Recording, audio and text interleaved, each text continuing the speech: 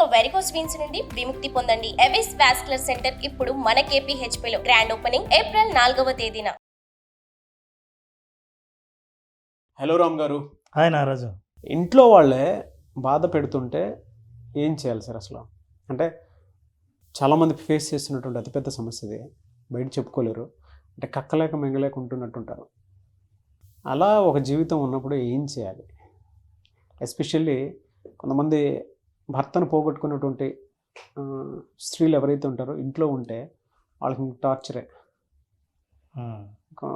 కొన్ని wife and husband మధ్య చూస్తాము, కొన్ని పేరెంట్స్ పిల్లల మధ్య చూస్తూ ఉంటాం. ఓవరాల్గా ఏంటంటే నా టాపిక్, ఇంట్లో వాళ్ళే బాధ పెడుతూ ఉంటే అసలు ఎవరికి చెప్పుకోవాలి, ఏం చేయాలి? జనరల్గా ప్రేమించే వాళ్ళే బాధ పెడతారు. వాళ్ళు ప్రేమతో బాధ పెడుతున్నారేమో తెలియదు, కానీ ఇంట్లో వాళ్ళు బాధ పెడితే నారాజు జనరల్గా చాలా హర్టింగ్ ఉంటుంది. ఎందుకంటే ప్రపంచంలో బయట సమాజంలో ఎక్కడ ఓడిపోయినా ఇంట్లోకి వచ్చి తలదాచుకుంటే ఆ ఓటమి కూడా గుర్తుకు రాకుండా మనల్ని మనమే ఓదార్చుకుంటాం. అట్లాంటి ఇంట్లో మనకు కనుక సూటిపోటు మాటలో ఎదురు దాడియో జరిగితే అవతల వాళ్ళు మాటలు అంటే ఆ బాధ ఎవరికైనా ఉంటుంది. సపోర్ట్ చేయాల్సిన చోటు నుంచే విమర్శలు ఎదురైతే అది ఎంత బాధగా ఉంటుందో. అసలు ఎక్స్పెక్ట్ చేయలేదు, ఉన్నట్టుండి నా మీద ఇట్లా ఈ మాటలు అంటున్నప్పుడు ఎవరికి చెప్పుకోవాలో తెలియదు. అయితే కొంచెం జాగ్రత్తగా మనం ఆలోచిస్తే, ఇంట్లో వాళ్ళు అంటున్నారంటే నారాజు, రిలేషన్షిప్ అంటే ఎక్స్పెక్టేషన్స్ ఉంటాయి. ఏ రిలేషన్షిప్ అయినా, భార్యాభర్త కానీ, పిల్లలు తల్లిదండ్రులు కానీ, తల్లిదండ్రులు పిల్లలు కానీ, ఇంకే ఫ్యామిలీ మెంబర్స్ అయినా సరే, any relationship will have expectations, no doubt about it. Expectations ఎప్పుడు మీట్ అవ్వలేదో డిసప్పాయింట్మెంట్స్ స్టార్ట్ అవుతాయి.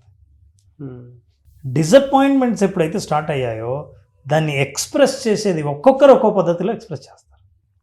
ఈ ఎక్స్ప్రెస్ చేసే పద్ధతిలో బహుశా మాటలే కనుక వాళ్ళు ఒక పద్ధతిగా ఎన్నుకుంటే ఆ మాటలు మిమ్మల్ని గుచ్చుకుంటున్నాయేమో, అది రూట్ కాజ్ కావచ్చు. వాళ్ళు మీ మీద పెట్టుకున్న నమ్మకాన్ని మీరు నిలబెట్టుకోలేకపోవడం వల్ల వాళ్ళ దగ్గర నుంచి వచ్చిన ఫ్రస్ట్రేషనే మాటల రూపంలో మిమ్మల్ని గుచ్చుకుంటున్నాయేమో చూడండి. This is one important. Second thing, మీ వైపు నుంచి ఎంత తప్పు ఉందో ఆలోచించండి. ఎందుకంటే అవతల వాళ్ళు నన్నే అంటున్నారని ఊరంతా నువ్వు చెప్పుకుని వెళ్ళి మా ఇంట్లో వాళ్ళే సహకరించట్లేదని అంటే నిన్ను నువ్వు నిందించుకున్నట్టే. మీ ఇంట్లో వాళ్ళని నువ్వు వెళ్ళి మా ఇంట్లో వాళ్ళు ఎవరు సహకరించట్లేదని అంటే అర్థం ఎవరు మీ ఇంట్లో వాళ్ళు చెడ్డవాళ్ళు అనుకోరు, నువ్వెంత చెడ్డవాడివో.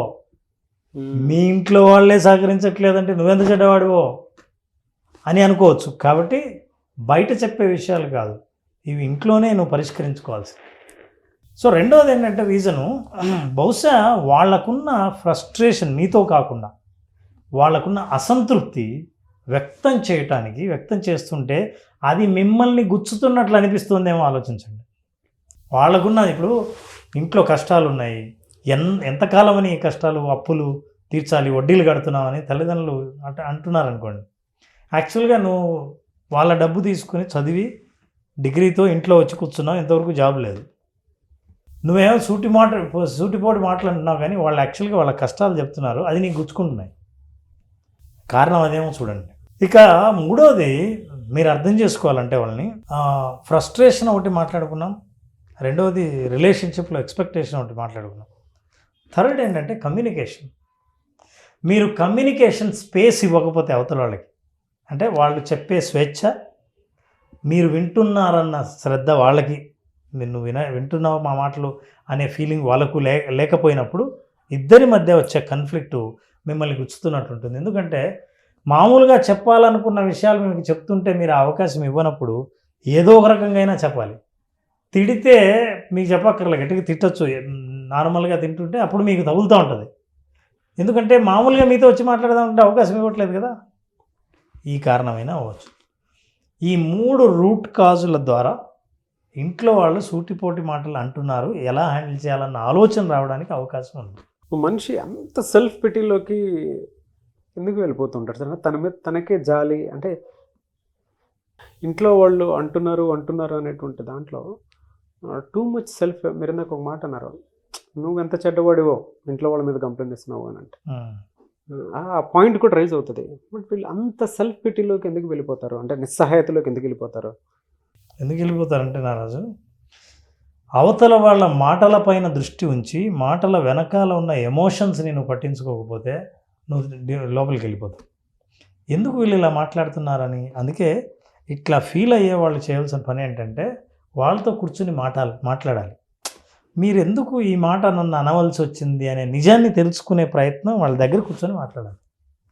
మీరు ఆ అవకాశం ఇవ్వలేదు కాబట్టి వాళ్ళు నీకు ఇట్లా తగులుతుందేమో అని అంటున్నారేమో. So what is there frustration? You have to speak to them, open with them with all your feelings. And దీని వెనకాల మాటల వెనకాల ఉన్న ఎమోషన్ని అర్థం చేసుకోండి. ఏంటి వాళ్ళ బాధ, ఏ బాధ నుంచి ఈ మాటలు వస్తున్నాయో అర్థం చేసుకోవాలి.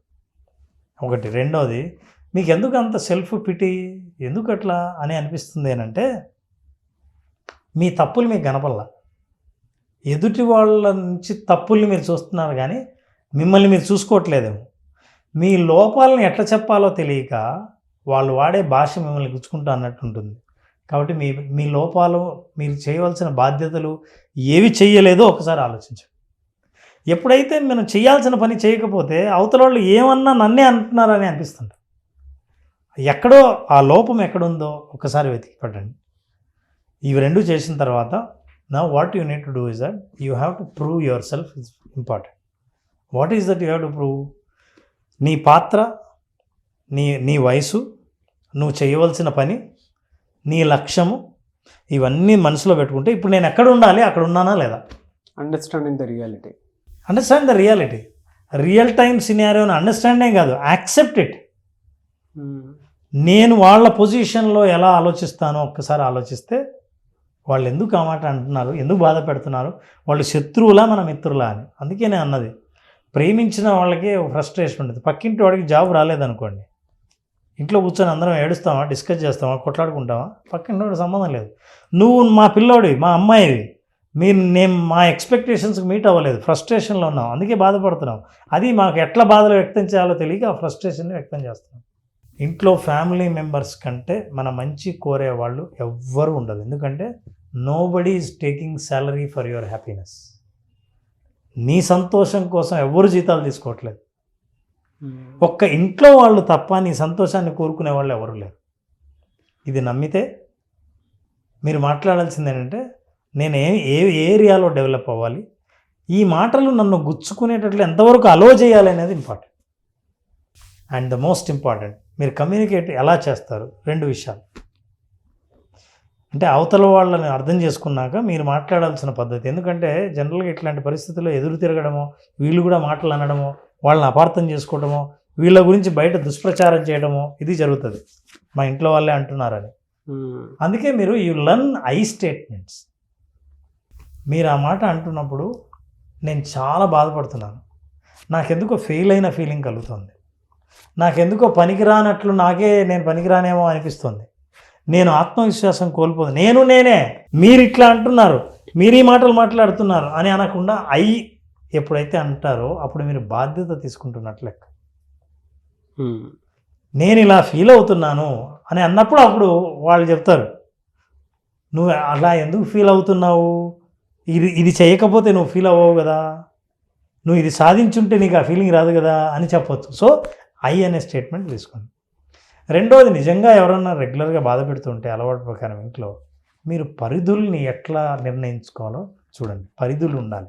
అంటే ఏ విషయాలు మాట్లాడాలి, ఏ విషయాలు మాట్లాడకూడదు, ఏ విషయాలని ట్రిగ్గర్ చేయాలి, ఏ విషయాలను చేయకూడదు, ఎవరిని ఎంతవరకు ఎంటర్టైన్ చేయాలి, ఫ్యామిలీ మెంబర్స్ అయినా. ఎందుకంటే మోస్ట్ ఇంపార్టెంట్ నారాజు మన వెల్బీయింగ్ ఇంపార్టెంట్.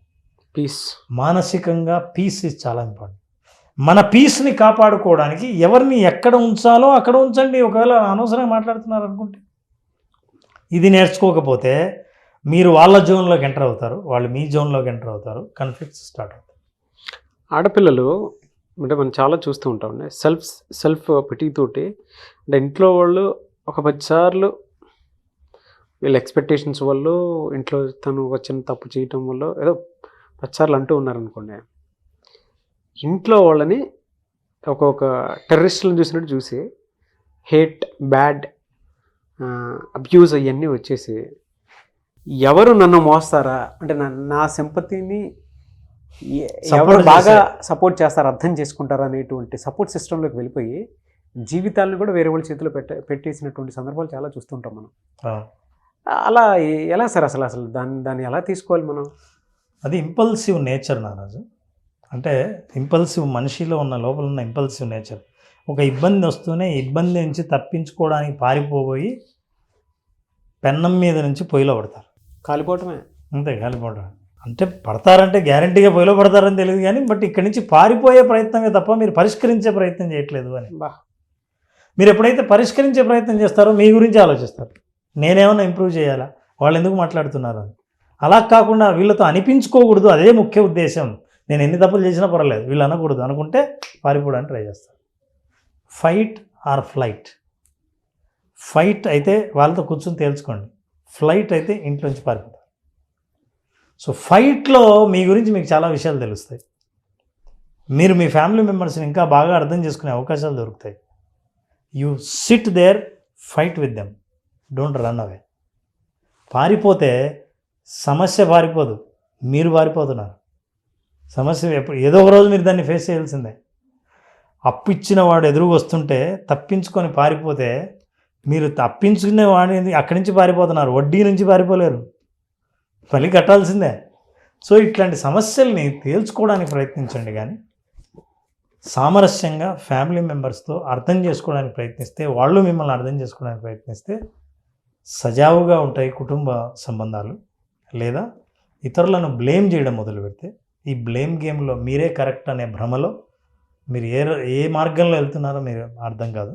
కానీ ఫ్యామిలీ మెంబర్స్ కంటే మన మంచి కోరేవాళ్ళు ఎవరైనా అది సెకండరీయే తప్ప ప్రైమరీ కాదు. ఇది తెలుసుకోవాలి. చాలా మీనింగ్ఫుల్ వర్డ్స్ చెప్పారు. ఇందులో జీవితానికి సంబంధించినటువంటి అర్థాలు మొదట్లోనే మొత్తం చెప్పేసుకుంటూ వచ్చేసారు. దాని తర్వాత ఒక్కొక్కటి మెలిపెట్టుకుంటూ వెళ్తూ ఉంటే వీడియో 2 సార్లు చూస్తే అసలు నేను ఎక్కడున్నాను, నా ఇంట్లో వాళ్ళని ఒక్కసారి మొత్తం చూస్తే, కూర్చొని చూస్తే ఎవరెవరు ఎక్కడెక్కడ ఉన్నారు, ఏముంది, నా తప్పులేంటి, నేను ఎందుకు ఇలా ఉన్నాను, తప్పు నాలో ఉందా వాళ్ళలో ఉందా అనేటువంటి రియాలిటీలోకి రావాల్సిన అవసరం చాలా ఉంది. వీడియో చూసిన తర్వాత ఒకళ్ళిద్దరైనా సరే వాళ్ళకి అనిపిస్తుంది మేబీ నేనే రాంగ్ ఏమో అని. బట్ ఒకటి మాత్రం చెప్పగలుగుతాను సార్, బయట వాళ్ళు ఎప్పుడు బయట వాళ్ళే, అయిన వాళ్ళు ఎప్పుడు అయిన వాళ్ళే. మనం అనుకుంటాము రోజు చుట్టుపక్కల తిరుగుతూ ఉంటాం కాబట్టి మన కనీస అవసరాలతో సహా మనం వాళ్ళతో షేర్ చేసుకుంటాం కాబట్టి వాళ్ళకి చిన్న చిన్న విషయాల్లో చిన్న పొరపాట్లు రావటంలో తప్పులేదు. అది చిన్నగా పెద్దగా అయ్యేటువంటి అవకాశం ఉండొచ్చు. కానీ అందులో హాఫ్ అంటే 50-50లో చూసుకుంటే నీది కూడా 50% ఉంది అనేటువంటి విషయం గమనించాలి, అవసరం కూడాను. ఎందుకంటే ఒకటి నువ్వు కమ్యూనికేట్ చేసే పద్ధతి నీది బాగోకపోయి ఉండొచ్చు, లేదా అవతల చెప్పిన వాళ్ళ విషయాన్ని అర్థం చేసుకునే స్థితి నీకు లేకపోయి ఉండొచ్చు. 3 వీళ్ళ దృష్టికోణం ఎప్పుడూ కూడా ఇంకా ఒకటే ప్యాటర్న్లో negative thinking, over thinking, blame game దీంట్లోనే ఉండొచ్చు. సింపుల్గా చెప్పాలంటే మూర్ఖత్వంలో బతకడం దాన్ని. సో అది ఎప్పటికైనా తప్పే. ఇంట్లో వాళ్ళని బ్లేమ్ చేస్తున్నావు అని అంటే నిన్ను బ్లేమ్ చేసుకున్నట్టే. నీ ఇంట్లో వాళ్ళు బాగాలేరు అని అంటే అక్కడి నుంచి వచ్చిన సీడ్వి వాళ్ళ మొక్కై పెరుగుతున్నావు అని అంటే ఆ సీడ్ బాగాలేదని అంటే దానికి కారణము అంటే నువ్వు మాత్రమే బాగుండి వాళ్ళు బాగాలేరు అని అంటే ఆటోమేటిక్గా అక్కడ సీడే కదా, ఇది ఆ చెట్టే కదా. వాళ్ళు బాగాలేరంటే నువ్వు కూడా బాగాలేను. ఆ విషయం రియాలిటీలోకి వస్తే ఒకటే విషయం నారాజు, మీరు ఏదైనా సాధిస్తే మీ వెనకాల మీరు లేకపోయినా మీ గురించి మంచిగా చెప్పేవాళ్ళు ఒక కుటుంబ సభ్యులే. ఎస్ అనుకుంటాం సార్, బయట 10 మందితో తిరిగిన బయట వాళ్ళే అయిన వాళ్ళే, నో డౌట్.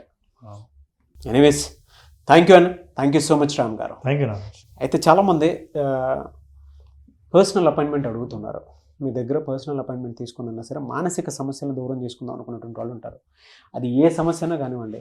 కొంతమంది భర్తతోటి ప్రాబ్లమ్స్ ఫేస్ చేస్తుంటారు, కొంతమంది భార్యతోటి ప్రాబ్లమ్స్ ఫేస్ చేస్తుంటారు, కొంతమంది ప్రొఫెషనల్స్ ఎవరైతే ఉంటారో మీతో 1 month 2 month పర్సనల్ కోచింగ్కి రావాలని అనుకున్నటువంటి వాళ్ళు ఉంటారు. అది కూడా మన విజువలైజేషన్ కాన్సెప్ట్ నుంచి. అయితే April 8th నుంచి విజువలైజేషన్ అడ్వాన్స్ క్లాస్ జరుగుతుంది. దానికి మీరు అటెండ్ అవ్వాలనుకుంటే స్క్రీన్ మీద కనిపిస్తున్న నెంబర్కి మీరు సంప్రదించవచ్చు.